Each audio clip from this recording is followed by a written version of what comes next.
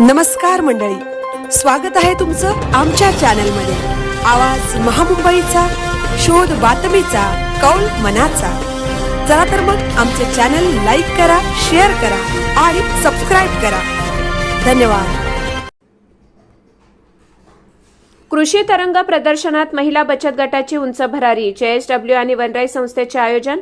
देशाचा अन्नदाता वर्षभर काबड कष्ट करतो, पण लहरी निसर्ग आणि वेळोवेळी येणाऱ्या नैसर्गिक आपत्तींच्या संकटांचा सामना करीत मेटाकुटीला येतो। पेन तालुक्यातील 50,000 शेतकरी बांधवांपर्यंत JSW CSR फंडातून विविध कृषीपूरक उत्पादन व भाजीपाला, कलिंगडे, टरबूज यासाठी लागणारे बी बियाणे, रोप, खते, कीटकनाशके यांची पूर्तता करून शेतकऱ्यांचे जीवनमान उंचावणे हा JSW CSR फाउंडेशनचे उद्दिष्ट असून आतापर्यंत 39 कोटी रुपये CSR फंडातून शेतकरी बांधवांच्या कृषी उत्पादनासाठी खर्च केला असून झालेल्या विनियोगातून 4 कोटी 90 लाख रुपयांचा नफा होऊन अन्नदाता सुखी भव हे उद्दिष्ट सफल झाल्याचे प्रतिपादन CSR फंड विभाग प्रमुख सुधीर तेलंग यांनी कृषी तरंग उद्घाटन कार्यक्रमाप्रसंगी आपले विचार मांडताना व्यक्त केले। या प्रदर्शनाचे उद्घाटन जिल्हा परिषदेचे ॲडिशनल CEO सत्यजित बडे, वनराईचे विश्वस्त सागर धारिया व अमित वाडेकर यांच्या प्रमुख उपस्थितीत पेन शहरातील सिसमिया फार्म हाऊस येथे करण्यात आले।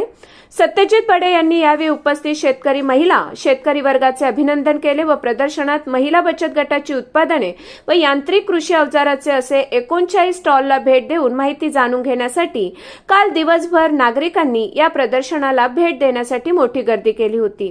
कृषी तरंग 2026 या प्रदर्शन उद्घाटन कार्यक्रमास स्थानिक 19 ग्रामपंचायत सरपंच सदस्य, शेतकरी यांच्यासह JSW कंपनीचे आत्माराम बेटकेकर, जिल्हा कृषी उपसंचालक प्रवीण ठिगळे, गटविकास अधिकारी गजानन लेंडी, तालुका कृषी अधिकारी सागर वाडकर, JSW कंपनीच्या ॲग्रीहेड मिनल पाटील, पेन तालुका कृषी विभागाचे कृषी सर्व सहाय्यक महिला, बचत गटाच्या महिला आणि महिला वर्गाची मोठ्या प्रमाणात उपस्थिती होती। यावेळी अमित वाडेकर व सागर धारिया यांनी वनराई संस्थेने कृषी, मृदासंधारण, पर्यावरण संवर्धन, ग्रामीण विकास या क्षेत्रातील संस्थेच्या कार्याची अविरत वाटचाल आणि माजी केंद्रीय नियोजन मंत्री डॉक्टर मोहन धारिया यांनी वनीकरण, वृक्ष लागवड करणे, वृक्षतोडीला आळा घालणे, वनसंवर्धनाविषयी जनजागृती करणे असे उपक्रम वनराईच्या माध्यमातून सुरुवातीच्या काळात राबवले जाऊ लागले। संस्थेने नंतर वनीकरणाबरोबरच जलसंवर्धन आणि मृदा संवर्धन आणि ग्रामविकासाचे कार्य हाती घेऊन त्यांचा वारसा वनराईच्या माध्यमातून अविरतपणे सुरू असल्याचे सांगितले। आवाज महामुंबईचा चॅनलसाठी विनायक पाटील, पेन।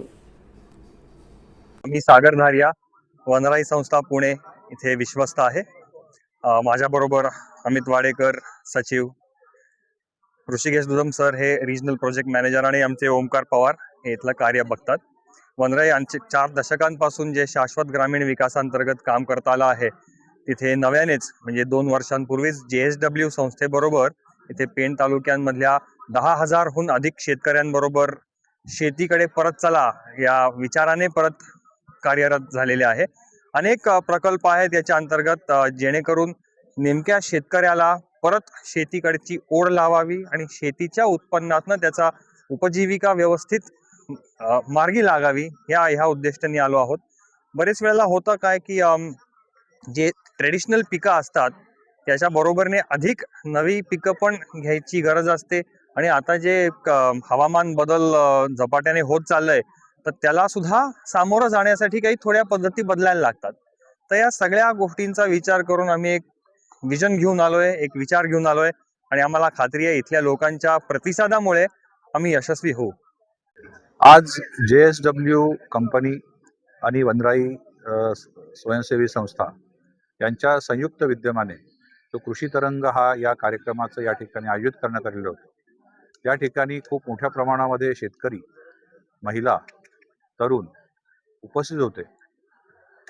या कार्यक्रमाच्या निमित्ताने शेतकऱ्यांना मत्स्यशेती, प्रिसिजन फार्मिंग, शेतीमधील आधुनिक तंत्रज्ञान, महिला बचत गटांसाठी वेगवेगळे उद्योग यासाठी जे प्रशिक्षणाचं नियोजन जे केलेलं आहे